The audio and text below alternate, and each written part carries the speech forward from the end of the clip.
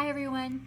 For this week's discussion, I did the week 15 prompt, which says discuss some of the social, political, and cultural impacts of evolving technology.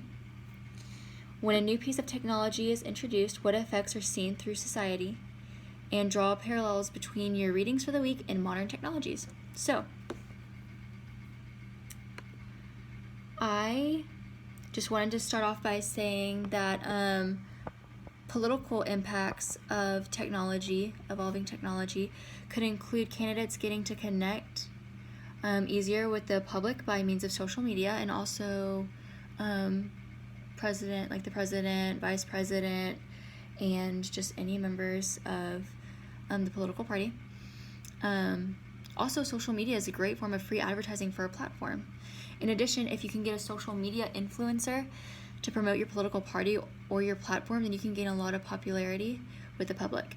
So I think it's honestly pretty amazing how people listen to celebrities nowadays. In just recent events, Kanye West has been seen promoting Donald Trump on his social media, and there's a lot of mixed emotions about it. I think some people, think it's wonderful. I think some people are a little bit confused.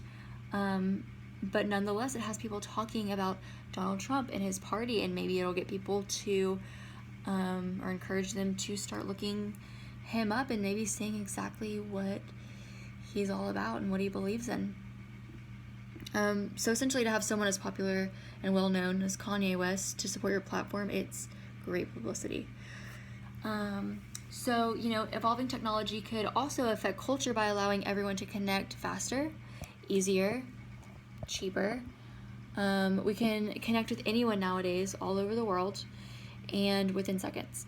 So technology also allows us to learn new languages online, and that can even be relatively cheap with programs such as Rosetta Stone, or even just looking up, free websites, looking up just information on where to find places, tutors even, that could help you learn new languages.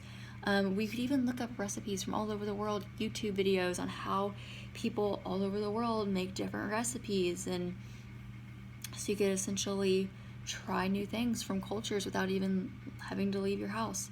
It's pretty amazing, honestly. So we can even go as far as to talk about how social media influencers and celebrities can determine what we think about, what clothes are in style, etc., just by endorsing a product or posting tweets about current events. So this also plays a huge part in our American culture. People that are famous can have a huge effect on the clothes that we're wearing, what activities we're doing, what we're talking about,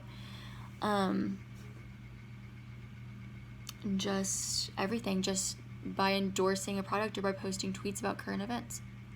I mean, it's just pretty crazy how social media can affect everything. So just to kind of tie this back to our readings, in our book it mentions the 9/11 attacks. And so on page 501 in our book, it talks about how the technology at this time,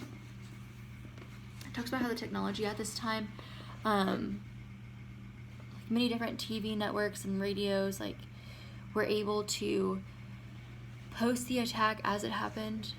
And I think there's actually been a few issues regarding exactly how fast they were able to post about the event. But essentially they were able to do it, and they were able to get the word out very quickly and let people know that there was an emergency, that there was a situation, and then they were able to tell everyone that it was safe whenever it was safe. And so it's just kind of amazing how far that's come since the days where it would take forever to write a letter to people to get news. I mean, it's just insane how quickly they can get things out now. So throughout this terrible time in American history, Americans were able to see what happened thanks to the media and come together to support each other through this devastating time. So that event directly influenced American culture, and it still does even to this day. And I think one of the coolest things about that is that we had that media there at the time to really document it. So maybe in the future, whenever kids are learning about all these things in history, that they can actually physically see what happened instead of maybe how we learned, where we just saw pictures or just read about it in a textbook. Maybe nowadays kids can actually see events or like see interviews after the attacks, you know? So it's pretty cool. So just how this affects society. So in the question it mentioned, you know, how it plays a effect on society and like different members of society. And I think it affects people in different ways, in the sense of like you have maybe people that adopt the technology before others. So an example, people that are innovators are the first people to adopt new technology. I would describe these people with the commonly used term hipsters. They maybe think it's cool to do new technology, like try it out before anyone else has it. And then after that, you might have the early adopters, which come in and they help influence other people to use the new technology. So they're not exactly the first to use it, but they are accepting of the new technology and they encourage others to do the same. And then you would have the early majority innovators, which come after the early adopters and adopt an innovation after a varying degree of time. So, like I said, with early adopters, they're not the first, they're not really the second, but they do appreciate technology, they utilize technology, and, you know, they don't prefer older methods, they eventually will adopt it. So if I had to put myself in any of these groups, I would say that I may be early majority, because I'm definitely not an early adopter. Like, I don't influence other people to use new technology. I'm actually influenced by the people that want me to use new technology. And you know, at work, like every day we're coming up with new systems, better ways to do new processes, and we have this new platform right now, which is essentially like social media. I mean, it's called Workfront, and it's really cool. I'm sure a bunch of other different companies use it. Let me know if you do, and let me know what you think of it if you're watching this. But essentially it's like social media for your workplace, and you can post projects and like even tag people in your group and say, hey, like, have you done this? And you can like post the deadlines and everything. It's pretty interesting.